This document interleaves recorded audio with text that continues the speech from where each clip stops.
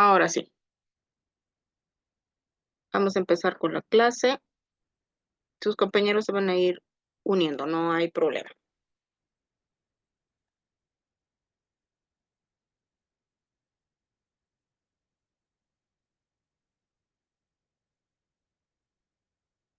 ¿Se ve, no?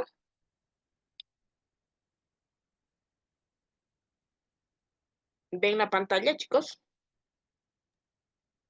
Sí, estaba aquí. Perfecto. Entonces vamos a empezar. Ya habíamos visto todo lo que son anemias normocíticas, perdón, microcíticas. Corresponde ver las anemias normocíticas. Entonces, ¿qué es lo que vamos a hacer con este tema? Primero vamos a analizar qué patologías cursan con normocitosis. Habíamos dicho que las patologías, en este caso las anemias, se clasifican de acuerdo al tamaño del eritrocito, de acuerdo a la cantidad de hemoglobina que contienen dentro su membrana. Entonces ya me habíamos visto que las microcíticas son eritrocitos pequeñitos, están por debajo del volumen normal, que es 80 fentolitros. Las normocíticas tienen un volumen normal, su volumen es normal, es entre 80 y 100 fentolitros, pero igual puede ocasionarse una anemia por las causas que vamos a analizar. Entonces, eso es lo que vamos a ver. ¿Qué patologías van a cursar con normocitosis? Vamos a ver qué situaciones, ya sean fisiológicas, patológicas, condicionan a una aparición de una normocitosis. Y vamos a orientar el diagnóstico, vamos a ver cómo podemos limitar el proceso y evidentemente vamos a tratar en lo posible de evitar las complicaciones, porque los pacientes con este tipo de patologías, el mayor riesgo es que las complicaciones se nos vayan de las manos y estos pacientes fallezcan. Nada, Entonces, nada. ¿qué es lo que vamos a hacer con este tema? Vamos a definir el concepto de hemólisis, vamos a conocer cuáles son las causas de estas patologías, vamos a determinar el origen y su repercusión en el organismo. Obviamente, vamos a hacer un diagnóstico y vamos a ver qué tratamientos podemos nosotros implantar como médicos generales para evitar las complicaciones. Habíamos visto que nuestro volumen corpuscular medio es de 80 a 100 fentolitros. Eso es lo normal. Y existen patologías como son las anemias normocíticas que están dentro de este volumen, pero no obstante cursan con anemia. Dentro de estas, vamos a ver a las enfermedades crónicas. Les había dicho que las microcitosis, es decir, anemias microcíticas hipocrómicas, se presentan en procesos inflamatorios crónicos en fase crónica. En cambio, las normocitosis vamos a ver en fase aguda, cuando recién se ha instalado la patología de base. Entonces, ¿cuáles son las causas? Por ejemplo, la insuficiencia renal crónica, la enfermedad inflamatoria, enfermedad pulmonar obstructiva crónica, la enfermedad de Addison. Esas son patologías de larga data, pero que comienzan con una normocitosis. Habíamos dicho que existen patologías inflamatorias como la artritis reumatoidea, la sarcoidosis, todas estas enfermedades cursan con un aumento exagerado de las interleuquinas, principalmente. Y estas interleuquinas me van a bloquear la absorción y la distribución de hierro, la salida de los depósitos. Entonces, ¿qué es lo importante en este tipo de patologías? Hacer el diagnóstico diferencial. ¿Y cómo lo vamos a hacer? A través de los reactantes en fase aguda, que es el PCR y la velocidad de eritrosedimentación, y nuestros valores de hierro, ya sea el hierro circulante, que es la sideremia, o la ferritina. En este caso, para hacer diagnóstico diferencial con las anemias de origen carencial, como es el caso de la ferropenia, en las enfermedades crónicas la sideremia está baja, a diferencia de la ferropenia, que la sideremia, perdón, al igual que la enfermedad eh, por déficit de hierro, la sideremia está baja. Pero la diferencia radica en esto, que es la ferritina, que está normal o incluso alta. A diferencia de la ferropenia, que la ferritina es la que está baja. Luego tenemos procesos infecciosos, como es la tuberculosis, neumonías, abscesos, HIV, que también cursan con anemia. Grandes quemados, neoplasias, todas les había dicho. Hay hepatopatías crónicas que nos van a condicionar a la aparición de una anemia normocítica y el alcoholismo. Pero de todas, estas no son tan frecuentes. De todas, las más frecuentes son las hemólisis. Y un tercer grupo de patologías están dentro los sangrados, principalmente sangrados crónicos. Entonces, ¿qué es una hemólisis? Una destrucción prematura del eritrocito, que puede deberse a condiciones externas o a condiciones internas, como vamos a ver más adelante. O puede ser una destrucción acelerada en los eritrocitos circulantes. Ahí vamos a ver principalmente las causas de tipo inmune. Pero mi capacidad medular no está alterada. Mi capacidad medular es normal. Es decir, que cuando se destruye el eritrocito, mi médula comienza a producir grandes cantidades de células y trata de compensar esa falta a nivel periférico. Entonces, ¿cómo vamos a manifestar esto? Que es la destrucción eritrocítica, con una sobrevida que es inferior a los 20 días. Normalmente nuestro eritrocito vive 120 días, pero cuando hay una destrucción acelerada, muchas veces esos eritrocitos no llegan ni a 20 días de vida, principalmente cuando son hemolizadas, ya sea por anticuerpos o por otras sustancias. Mi regeneración eritropoyética es muy activa, hiperactiva, por eso mi médula ósea tiene una hiperplasia eritroide, que está aumentada entre 6 y 8 veces con relación a lo normal. Es por eso que mi característica aquí más importante es mi reticulocitosis. Entonces, ¿cómo se manifiesta? Por reticulocitosis. Eso quiere decir que mi médula está tratando de compensar la pérdida a nivel periférico. ¿Cómo se clasifican las anemias hemolíticas? Según su clínica, agudas y crónicas.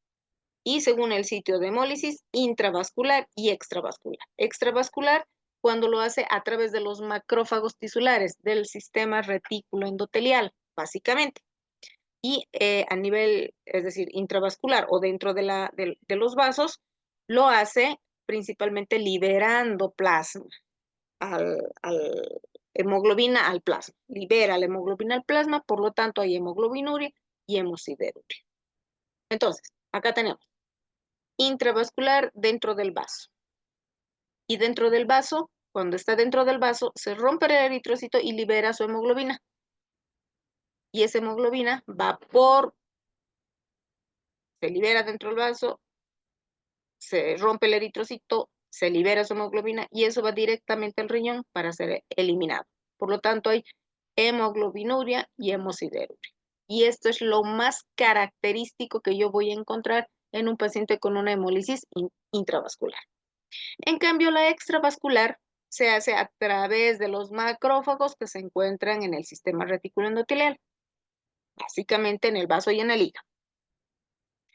Y esto va a hacerse a través de la formación de anticuerpos, a diferencia de la intravascular, que es una destrucción por un mecanismo, puede ser un mecanismo externo, como vamos a ver más adelante. ¿Cuáles son los mecanismos externos?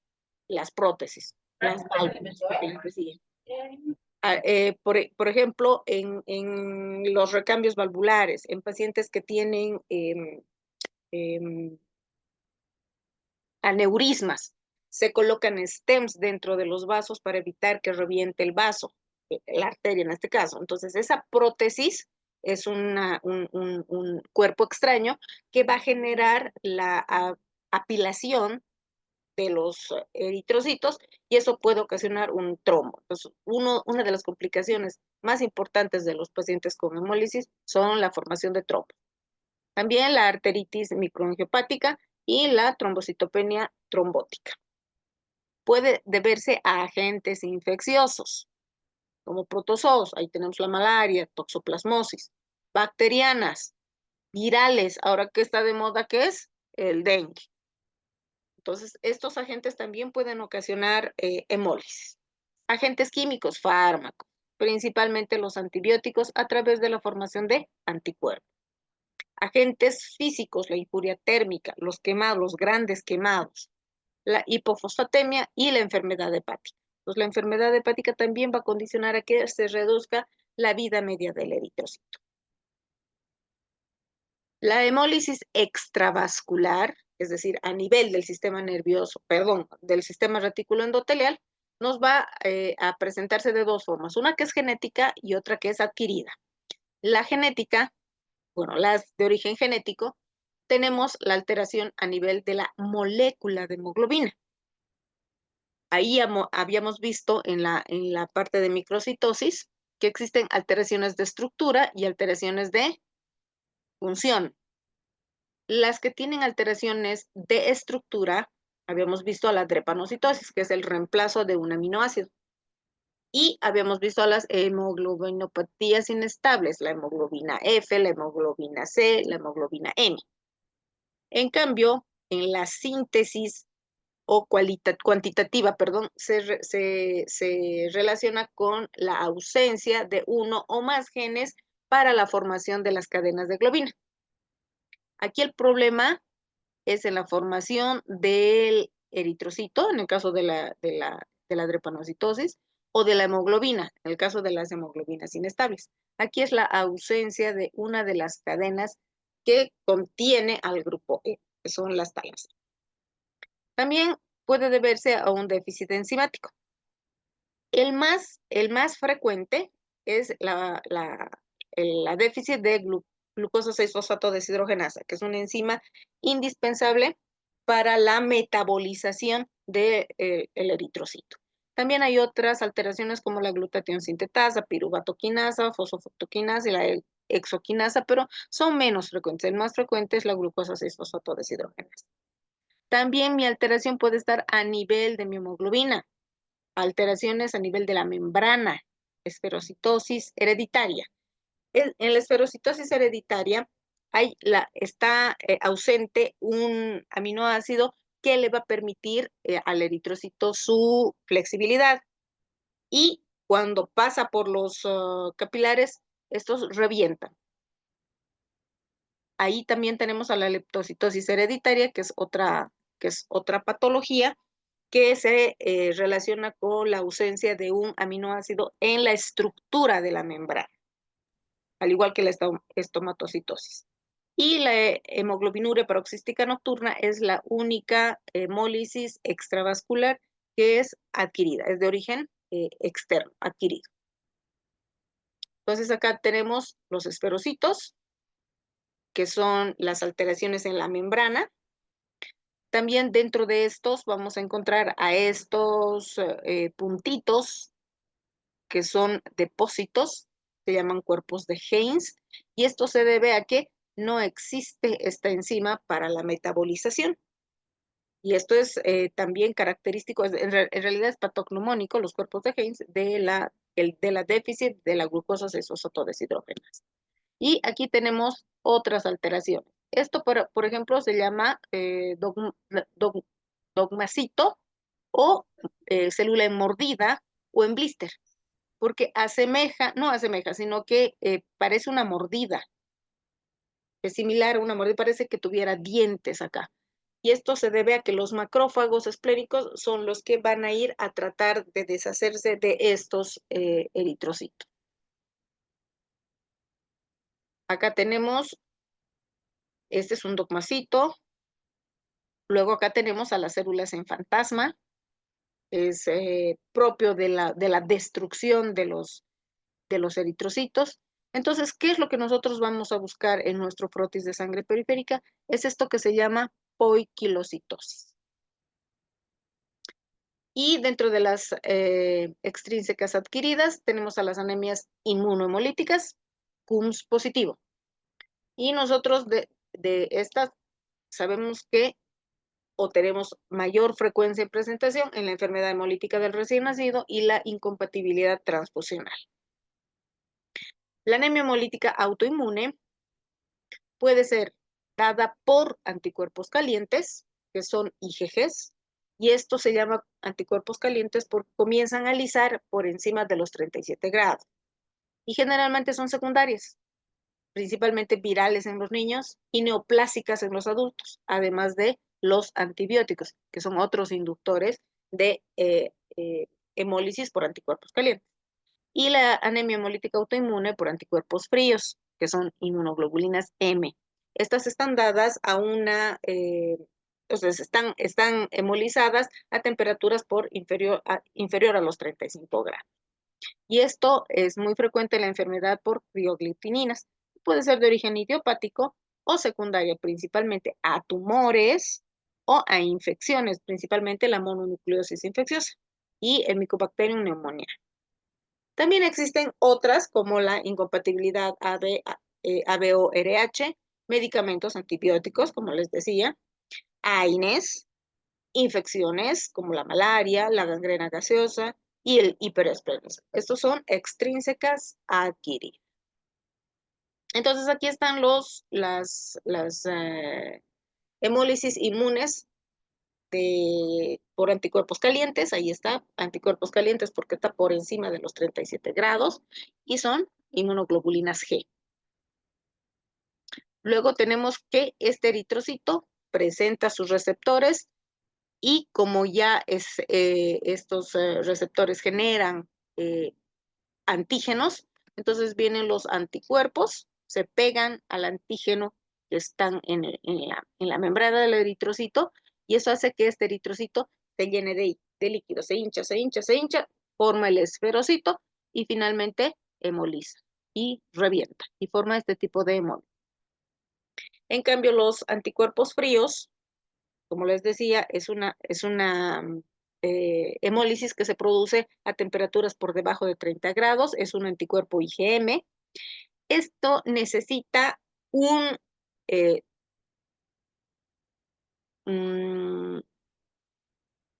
cofactor que le permita la unión del anticuerpo al antígeno del eritrocito. Y la forma de hemolizar es aglutinando. Fíjense, esto es en forma es como apilarse, los eritrocitos comienzan a apilarse, en cambio aquí se aglutinan, forman una especie de charcos. Entonces esa es la diferencia entre la hemólisis por anticuerpos calientes y la hemólisis por anticuerpos fríos. Esto lo van a ver obviamente en el microscopio, eso lo ve el laboratorista, pero se los informa. Les decía la enfermedad hemolítica del recién nacido, eso se debe a una incompatibilidad del RH materno-fetal. Cuando la madre es RH negativo, el papá es RH positivo y el bebé adquiere el RH del padre.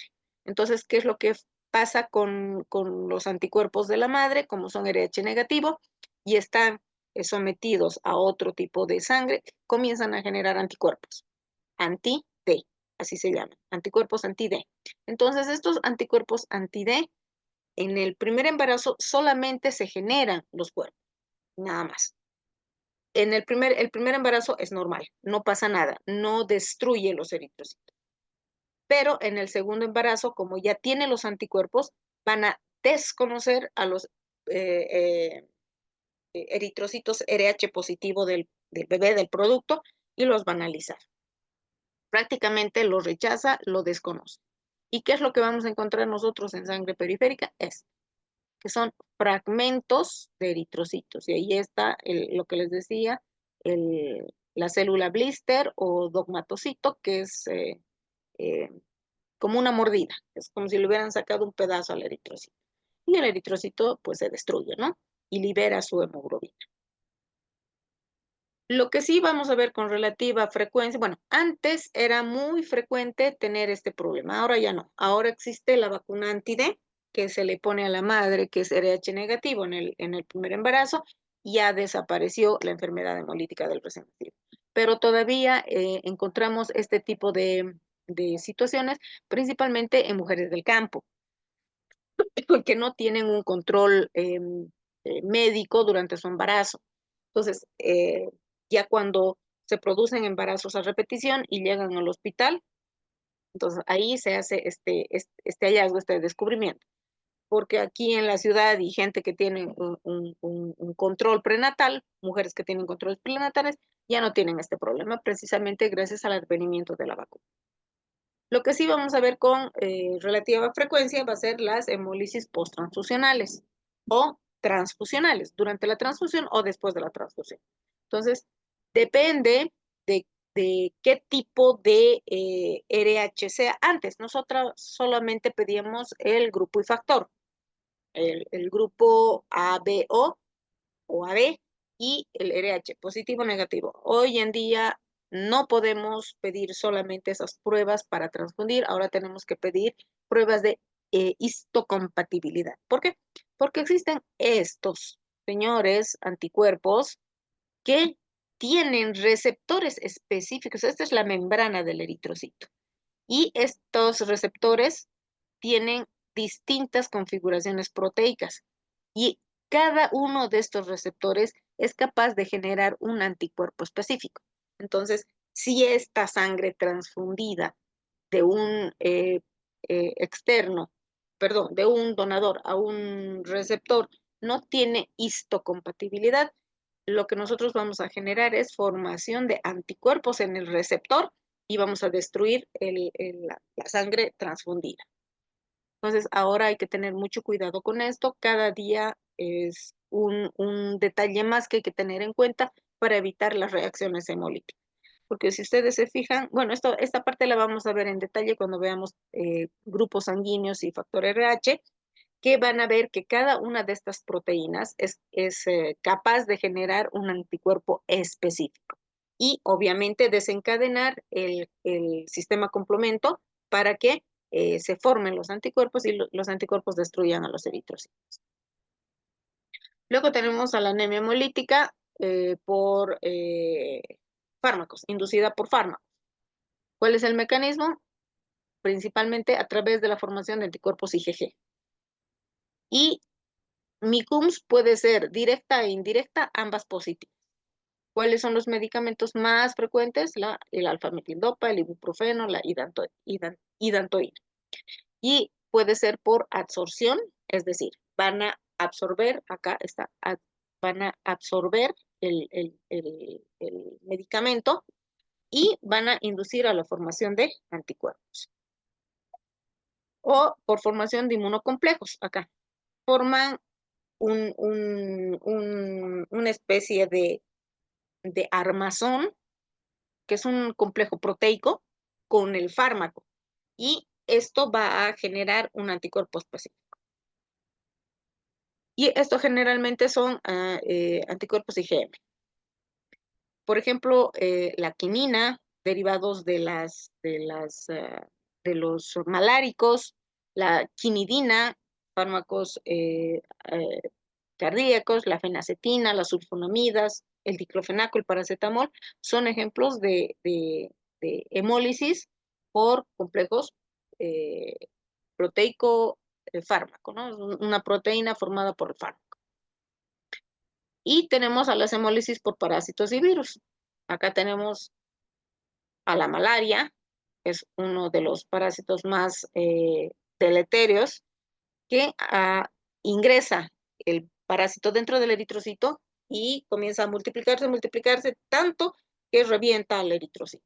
Y pues mis eritrocitos se fragmentan y cursan con una hemólisis. ¿Cuáles son las manifestaciones clínicas propias de la hemólisis? Ictericia.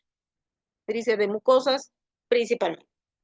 Puede haber un proceso trombótico, principalmente, cuando, por ejemplo, en una anemia drepanocítica, los drepanocitos, es decir, los eritrocitos senos, se encallan en la bifurcación de los vasitos y generan un coágulo.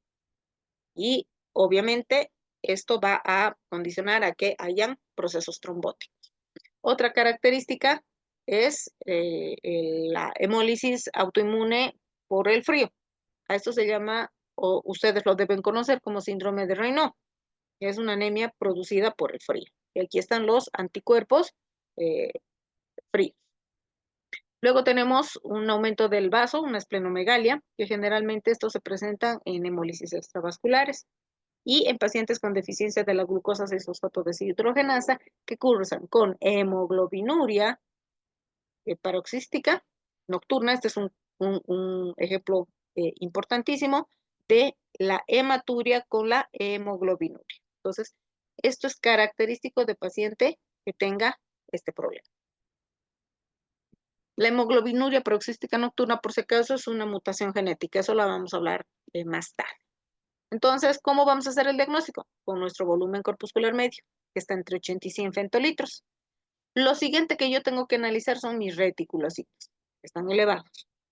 Al haber destrucción celular eritrocitaria, hay un aumento de la LDH. Y al haber una destrucción de mi eritrocito, hay liberación de hemoglobina.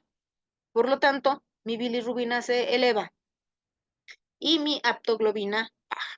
La aptoglobina es una proteína que nosotros encontramos solo en presencia de una destrucción acelerada de eritrocitos. Entonces, todo esto, que es reticulocitosis, elevación de la LDH, de la bilirrubina, nos indica hemólisis. Y cuando nosotros estamos frente a una hemólisis, nuestro frotis de sangre periférica es de valiosa información. ¿Por qué? Porque me va a mostrar células falciformes, o me va a mostrar esferocitos, o me va a mostrar cuerpos de Heinz. Si hay drepanocitos, una anemia falciforme o una anemia de panocitos. Si hay esferocitos, esferocitosis. Si hay cuerpos de Heinz, deficiencia de la glucosa 6-fosfato deshidrogenasa. Ya tengo mi diagnóstico. Entonces, tengo que prestarle mucha atención a mi frotis de sangre periférica. Si yo estoy frente a los esferocitos, tengo que hacer diagnóstico diferencial de una anemia inmune de la no inmune. Mis esferocitos me van a obligar a hacer esta prueba que se llama CUMS. Si es positivo, mi anemia es autoinmune, pero si es CUMS negativo, este problema es genético. Estamos frente a una esferocitosis hereditaria. Entonces ya tenemos otro diagnóstico diferencial. ¿En qué consiste la prueba de CUMS? Entonces se obtiene muestra del paciente, se lo pone a un plato, a este plato Petri, se le aumenta, o sea, se le añade anticuerpos específicos ya manejados a nivel laboratorial y se observa cómo se produce la aglutinación. Entonces, si se aglutina, es CUMS positivo, quiere decir que hay autoanticuerpos. Pero si no aglutina, quiere decir que es de otro origen mi patología. Y tengo que ir a analizar hasta dar con el origen de mi patología. Entonces acá, ¿cómo tengo yo que seguir el camino para llegar a mi diagnóstico? Tengo una anemia, o sea, no tengo datos de una hemólisis, tengo una hemoglobina baja, reticulocitosis o reticulocitos altos. Entonces tengo que analizar si es intravascular o es extravascular. ¿Y cómo lo voy a hacer? A través de mi química sanguínea. Por ejemplo, en una hemólisis intravascular voy a ver aumento de la hemoglobina plasmática. Voy a ver aumento de mi LDH. Mi aptoglobina va a disminuir.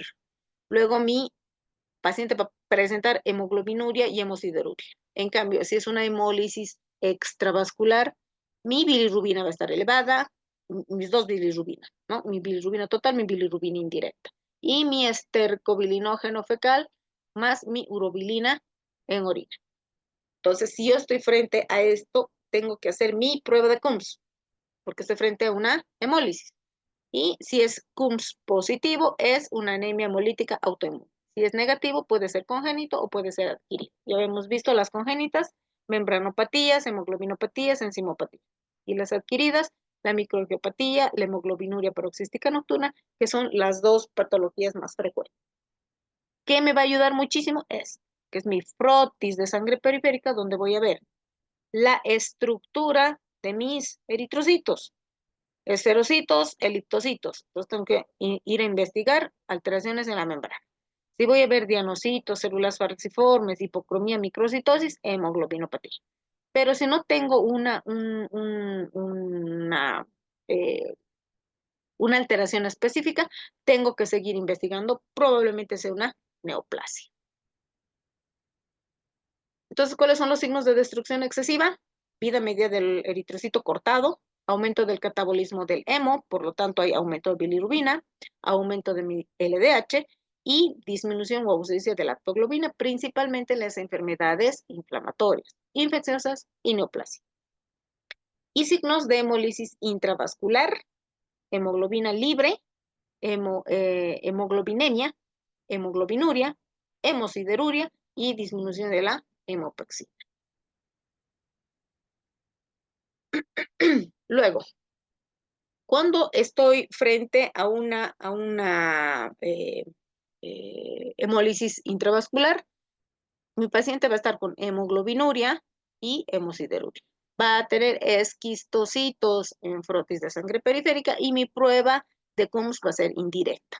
Positiva para los complementos. Quiere decir que junto con mi hemólisis, el sistema complemento está destruyendo mi eritrocito. Y mi hemólisis extravascular, mi prueba de CUMS directa, positiva, IgM, IgG, frotis de sangre periférica con esferocitos o drepanocitos, y tengo que ver mi aglutinación. Principalmente en mi anemia hemolítica autoinmune está dada por IgGs. IgM. ¿Y cuáles son los signos de eritropoiesis acelerada? Reticulocitos en sangre periférica, ahí están mis reticulocitos. Y voy a ver, además, macrocitos, cuando hay una patología asociada a déficit vitamínico B12 y ácido fólico principalmente, policromatofilia, que ahí está, esto es la policromatofilia, eritroblastosis, leucocitosis y trombocitosis. ¿Y cómo va a estar mi médula? Así, una hiperactividad de las células indiferenciadas, en este caso los proeritroblastos, van a estar muy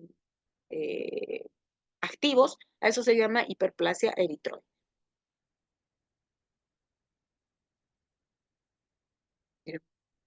Ya. Entonces, como en este tipo de patologías lo más sobresaliente son mis reticulocitos, yo tengo que hacer un recuento de reticulocitos corregidos. ¿Y cómo se hace esto? Es la cantidad de reticulocitos del paciente. Tengo que pedir reticulocitos. Ya no puedo deducir. En una hemólisis no puedo deducir yo la reticulocitosis. Tengo que solicitar reticulocitos. Entonces, los reticulocitos del paciente lo multiplico por el hematocrito del paciente y lo divido entre 45. Y mi índice de reticulocitos corregidos es decir, mis reticulocitos corregidos sobre el tiempo de maduración. Aquí tengo mi hematocrito y mi tiempo de maduración. Si es 1, 1.5, 2 o 2.5, ahí está el porcentaje de hematocrito. ¿Y cómo lo catalogo yo? Mi índice de reticulocitos tiene una buena actividad eritropoyética cuando está por debajo de 2.5.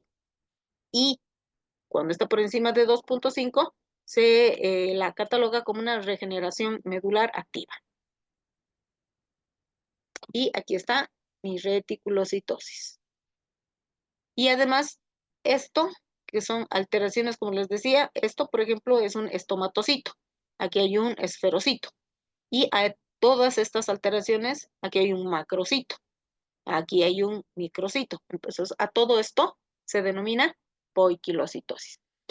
Se va a cortar ahorita, chicos. Van a volver a ingresar al mismo link, por favor.